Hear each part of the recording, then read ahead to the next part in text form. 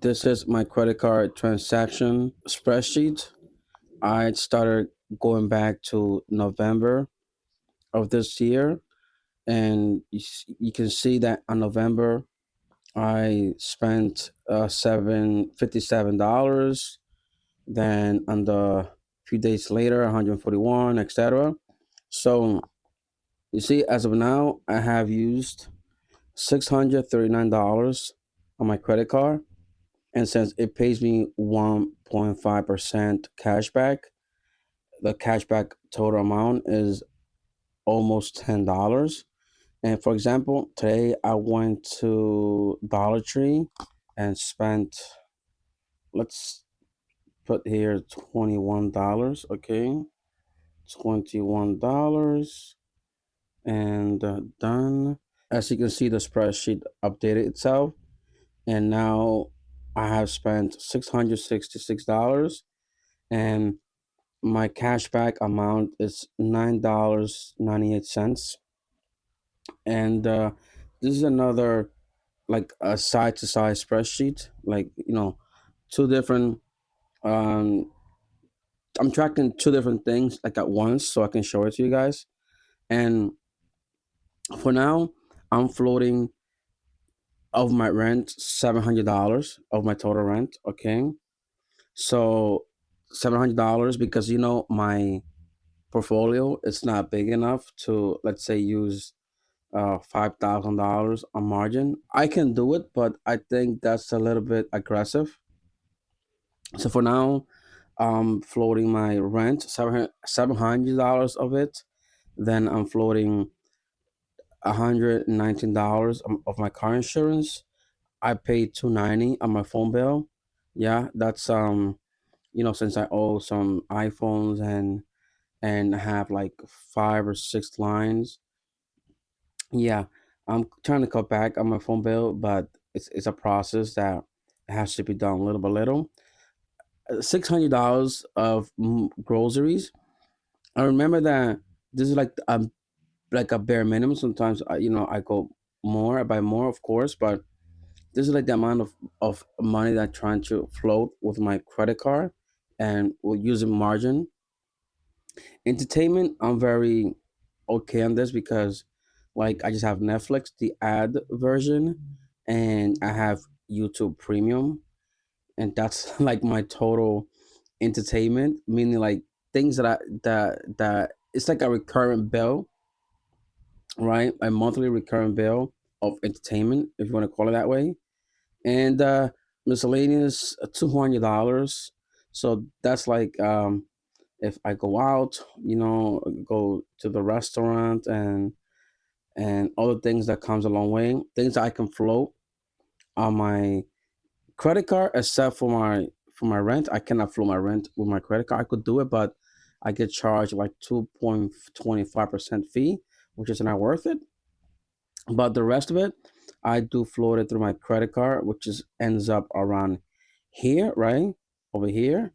So yeah, so this is basically my two-in-one spreadsheets that I'm using, and this might change. I'm always updating my spreadsheet.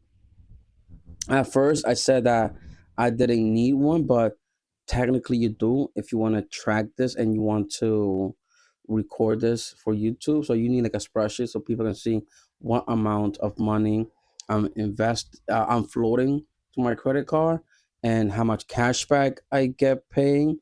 And yeah, so this is like a 2-in-1 a spreadsheet tracker. Welcome back, everyone, to Borrow and Build. This is my portfolio annual dividend income as of now.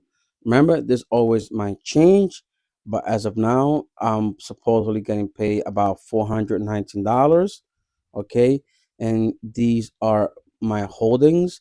I got CLM, I got SHG, I got SHD, and I have SPYM.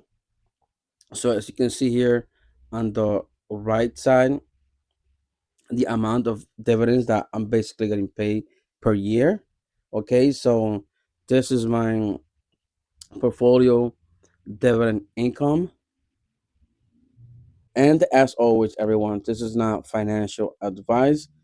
This is me recording my journey and showing you what I'm doing. This is very risky.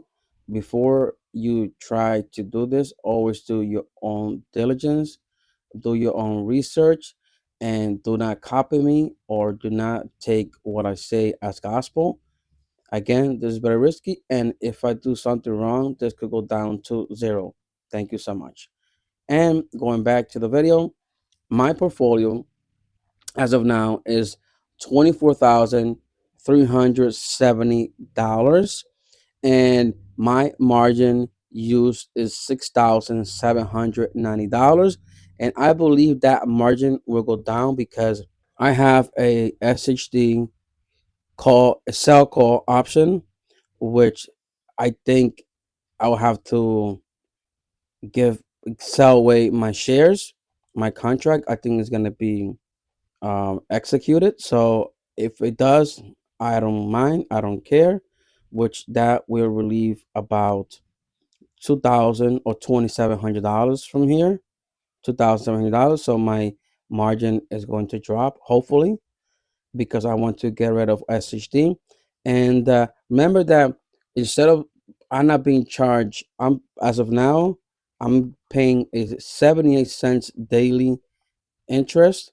But remember that out of the $6,700, I'm actually paying interest on $5,700 because with S with with Robinhood, my first 1,000 bucks is interest free because I already have a gold member subscription with them. So yeah, so it's okay. And remember, guys, we keep stacking, we keep growing, no matter what the market does. I bought 10 shares of CLM, and I'm getting my first CLM dividend on Robinhood because I do have CLM on my Fidelity account, which reinvest back at the NAV. It's not doing so. I think it's not doing so. Hopefully it does, but it's not doing so here. It's not reinvesting at the NAV. Like I said, hopefully it does, but I don't know. But at least they paying about 17, even if it's not at the NAV, they paying at least 17% or 16% of dividend, which is not bad. And while people are selling off their shares of WPay, YMAX, OT, which I'm guilty. I used to have OT and YMAX. I sold YMAX at a not a loss. I made like $3 from it. WPay, I sold it when I saw it when I saw a window of opportunity and I sold it. And I saw OT. Um and yeah, I basically going to keep buying SCHG and SPYM. My total return on SPYM is it's 21%. My total return on the SHG is 1.40%, give or take. And what others are selling, everyone, we are buying. So I'm gonna invest here $50 on SC8. Let me make sure that is SHG. Sorry about it. Sometimes it's not. Like I don't know why. I'm buying 1.58 54 shares. What other are selling? We are buying, and I'm gonna buy $10 on SPYM. Okay, I'm buying $10 here. Boom, voila. So I bought $60. Those $60 I just spent, it was like an income that I got from work. It was like a bonus from work, which is not bad. I take it. So instead of spending those $60 on nonsense, I decided to buy my shares and act like I never got that money, which I did.